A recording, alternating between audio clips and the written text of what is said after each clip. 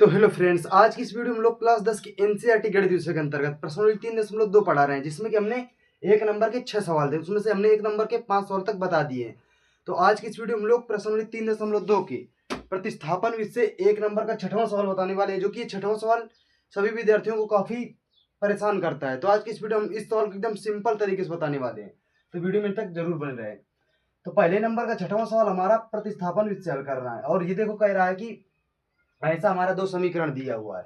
तो सबसे पहले हमको इससे में लासा का ले लेंगे, तो हम इसको सिंपल समीकरण में कन्वर्ट कर लेते हैं।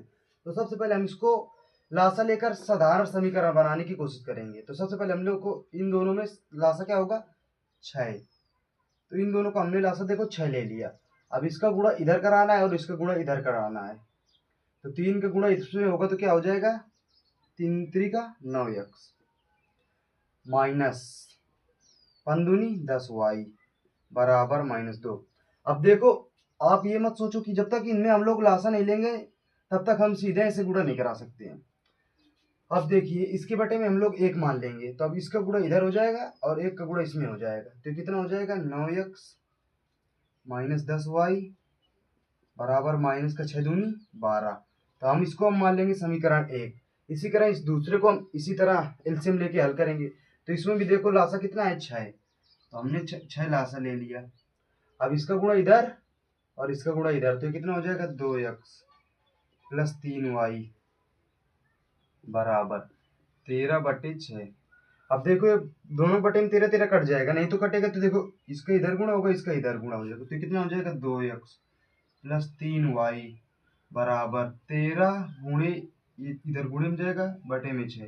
देखो 6 के 6 कट गया। अब इसको पक्षांतर कर लेंगे, तो ये कितना, 2x प्लस 3y बराबर 13। तो इसको हम लोग अब समीकरण नंबर 2 मानेंगे। यहाँ पर हमने नहीं माना। अब देखिए, सिंपल समीकरण में बन गया। तो अभी इसमें हम चाहे पहले में x का मान निकाल लें, चाहे दूसरे में x का मान निकाल लें, चाहे पहले में y का मान निकाल लें, चाहे दूसरे में y का मान निकाल लें। तो हम लोग यहाँ पर लिख रहे हैं समीकरण 1 से। तो समीकरण 1 से तो प्रतिस्थापन विधि में हमको x या y के मान निकालने पड़ते हैं। देखो यहाँ पर हम इसमें x का मान निकाल रहे हैं, तो कितना है, 9x माइनस 10y बराबर -12।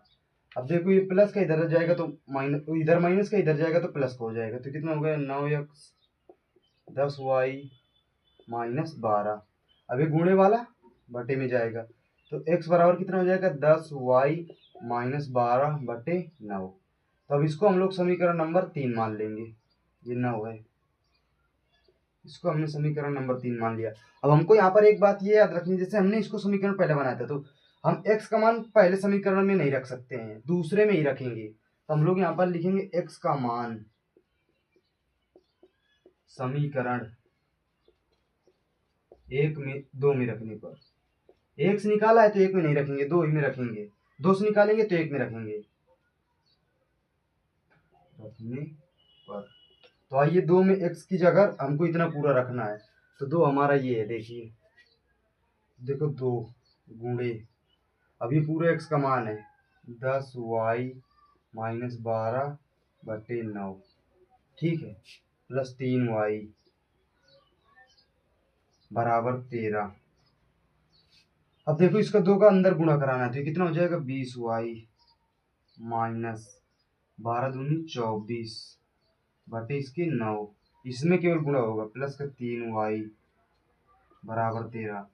अब देखो, इन दोनों में हमें पहले लासा लेने पड़ेगा, तभी इसका गुणा इसमें कराएंगे। अभी देखो, ये अलग पद है, ये अलग पद है, तो हम डायरेक्ट इसका 9 गुणा इधर नहीं करा सकते। तो हम यहाँ पर 1 मानकर लासा लेंगे। तो लासा कितना आएगा, 9। तो हम इसको थोड़ा मिटाना पड़ेगा, तो इसको हम थोड़ा मिटाए दे रहे हैं।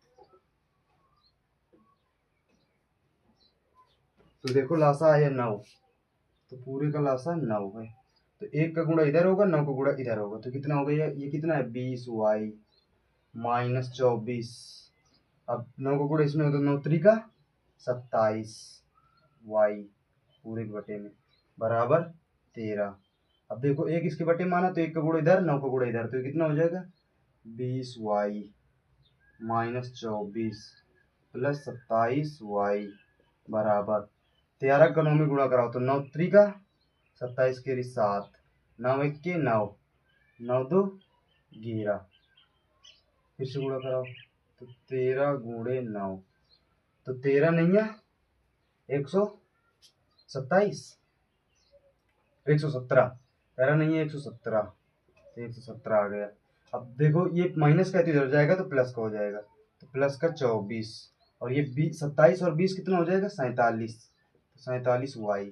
अब ये जोड़ लो तो कितना हो जाएगा 7 4 11 के लिए 1 2 1 3 1 4, तो ये 141 हो गया। अब देखो ये गुणे वाली बटे में जाएगी, तो y बराबर 47 इसके बटे में आ जाएगा, तो 47 तरीका कितना होता है 141, तो y बराबर कितना मिल गया हमको 3, तो y का मान देखो 3 मिल गया।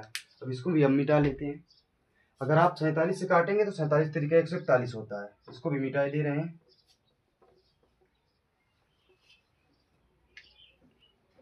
अब देखो y का मान आ गया, तो हम लोग y का मान समीकरण 3 में रख ले तो x का मान आ जाएगा, चाहे इसका मान आप चाहे 1 में रखें चाहे 2 में चाहे 3 में, x का मान आ जाएगा।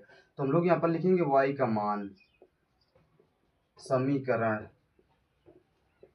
1 में रखने पर, तो इसमें रखेंगे तो आसानी रहेगी, पक्षांतर भी नहीं करना पड़ेगा। तो x बराबर 10 गुणे y का मान कितना है 3 माइनस 12 बटे 9, तो x बराबर दत्ता ही है 30 माइनस 12 बटे 9, तो x बराबर 30 में 12 गए तो 18 बटे 9, तो 9 दूनी 18, तो x बराबर 2, तो x का मान 2 आया, y का मान 3 आया। अगर हमें उत्तर की जांच करनी है कि हमारा सवाल सही है कि नहीं, तो हम x और y के मान समीकरण में रख देंगे, तो हमारा दोनों पक्ष बराबर आ जाएगा, तो हम समझ जाएंगे कि हमारा समीकरण सही है। तो आशा करता हूँ अगर इस तरीके के आप समीकरण आपसे पूछे जाएंगे बटे में रखकर, तो आप आसानी से इस तरीके से आपको करना है। सबसे पहले उसका एलसीएम लेकर उसको साधारण समीकरण में हमको बदलना है, ताकि हमको करने में दिक्कत ना पड़े। तो फिर से मिलेंगे नेक्स्ट वीडियो में। अगर ऐसे ही आपको क्लास 10 में मैथ में अच्छे नंबर लाने हैं तो हमारे चैनल को सब्सक्राइब करें।